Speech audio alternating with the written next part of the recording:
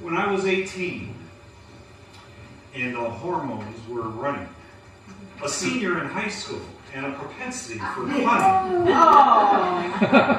I took on a job at the city pharmacy, delivering drugs very legitimately.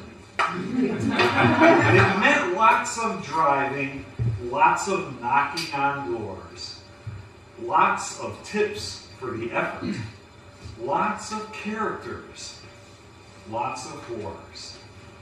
Like Betsy the wolf, when I, like a sheep, would follow her tracks to where she would sleep, and give her the pills to exchange for some bills, while in the background, her John would pace around. Did I say pace? It was more like a crawl, because though she was service, were not young at all. For Betsy, age 30, had cornered the market on older, rich widowers, a lucrative target. But in that brief glimpse, I could see in his eye that bright kind of light you have, young and spry, with memories that were dying and bodily functions as well. Those moments with Betsy were heaven, I could tell. I turned and left her in her nightie so thin, so she wouldn't notice the sweat on my skin. And I wonder if Betsy in her job as call girl was really as bad as the names they would hurl. My next stop, Gray House, a beautiful place, the kind of old mansion dressed with curtains of lace. But this was no home of industry wealth, just one for wayward girls needing of stealth. Runaways, stowaways, teens of no repute, trying to change their lives, most quite astute. Some were so ravishing, others were not. But given my motives, I had low standards of hot. I would elbow my way.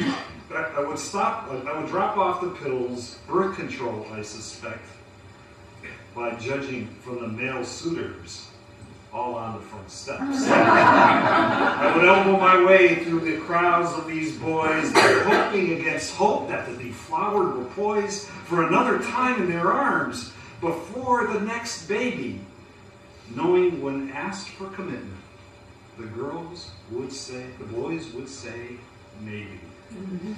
And for little young me, as naive as I was, the girls would look and hardly give pause. I, on the other hand, would often wonder why, with morals as loose, they wouldn't say hi. Oh, if they had, all the wonders of pleasure, of which by that age I still could not measure. But all in the end, regardless of fantasy, my trip to Gray House would end very hastily. With a huff and a puff, I'd drop off the meds and ask for a signature to placate the feds, and walk out the door past the sweet sounds of vixens and sirens and more, knowing with these, today I'd not score, because I had deliveries, 2 more to be short. Down past Maine and State and left turn on a coin was my next stop of love while cooling my loin. And in this small building, an apartment I'd find, the name on the door, it was Harriet Carney. For Harriet was old, a grandmotherly age, and when she opened the door, I'd see page after page after page after page after page. She was a studious type, a former editor in role, with an old pair of spectacles poised carefully on her mole. At first she seemed quiet and not warmly at all. After that picture, she wasn't that tall. But hair, books, they didn't matter. 3 to 4 tall stacks deep, from floor to the ceiling, against every wall steeped In the baths, in the bed, in the kitchen, books were, and as I stood silently, I would hear a purr, or two, or three, or more, and out of the crannies in pure disbelief, out of the forest of cover and sheath, out of each page, each manuscript thick, like rabbits from hats in an old circus trick, emerged cats and kittens and more, believe me. I quickly lost count on how many I could see. Then the olfactory senses took over. The stench of the litter, not the sweet smell of clover. For Harriet Kine lived in a library of her own, with critters as guests, so not very alone. And oh, she loved her books, and oh, she loved her cats. I soon sat down and listened, and gave them all their sweet pats. Having been there before, I knew the routine. A story or two for a routine, a discussion of literature, author, and plot, for I knew that Harriet liked that a lot. So this poor lonely woman, with her cats and her books, was looking for love in all of her nooks. She never went out. She always stayed in. She relied on her walker and a bottle of gin. But through her newspaper characters or novels protagonists, old Harriet Kine just wanted to talk and to share and to connect in a way that said loneliest. And years later, I heard that this lover of lit was found with her felines in her library pit, quite still and quite stiff, because no one quite knew. She'd been dead for 3 weeks, but her cats lived on stew. That day of my visit, she was very alive and actually amusing in her little hive. And my delivery, which only minutes should take, would often be hours, all for her sake.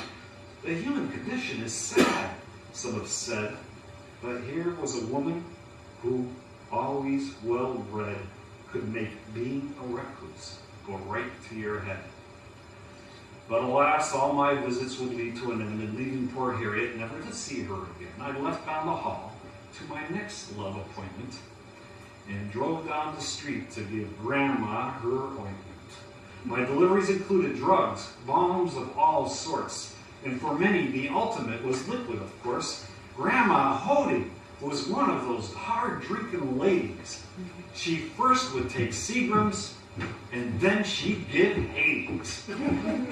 For the grandma was no ordinary crone at 90+ years, always watching alone. What you looking at, Grandma? I would often say, as she looked out the window day after day. Look at those whores strutting their stuff. If they knew what they were doing, they might make enough. I'd a good mind to go down and give them some lessons. After all, in my day, I was good at those sessions. I sit here and watch them, day after day. One thing's for sure, those bitches can't play. Apparently, she gave no mind to my age. Actually gave me a look like I could be a sage. With a mouth like a sailor, Grandma Hody looked paler than the girl she was watching between sniffs of inhaler. You see, Grandma, it seems, was in Europe during the war. She said that she spied on the Nazis and more. She said she was beautiful and she could get them to fall. In bed, they'd be dutiful, and they would always tell all. The Germans, the French, the Brits, and the Yanks didn't matter to her. And they'd end with their thanks. She was good at giving her feelings and her body without making it seem that it all was too shy. And in the process, she became very good at her game. Good enough to critique those as they walk by her pain. Look at how she struts. And look at her dress. These babes have no class and not a bit of finesse.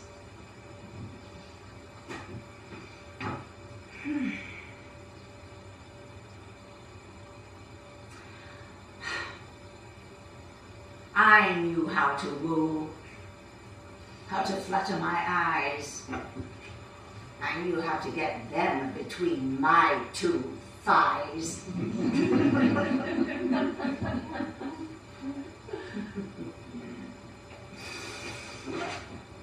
And you, my young friend, you innocent child, I could teach you a thing or two and be wild. Wetting my pants was an option that day. I'm no less than cringing and looking away. May and December would never take place, but still she did capture in my heart a space. When I started to leave, she took me by hand. She started to dance like there was a band. She sang me a song as if I were her lad, to whom she would love, for secrets I had. And then we both danced, she sprouting some tears, remembering her time now gone many years. So the lesson I learned from those long ago days was that love can appear in strange and odd ways. So don't take love for granted, it's always quite near. Happy Valentine's Day today and throughout the whole year.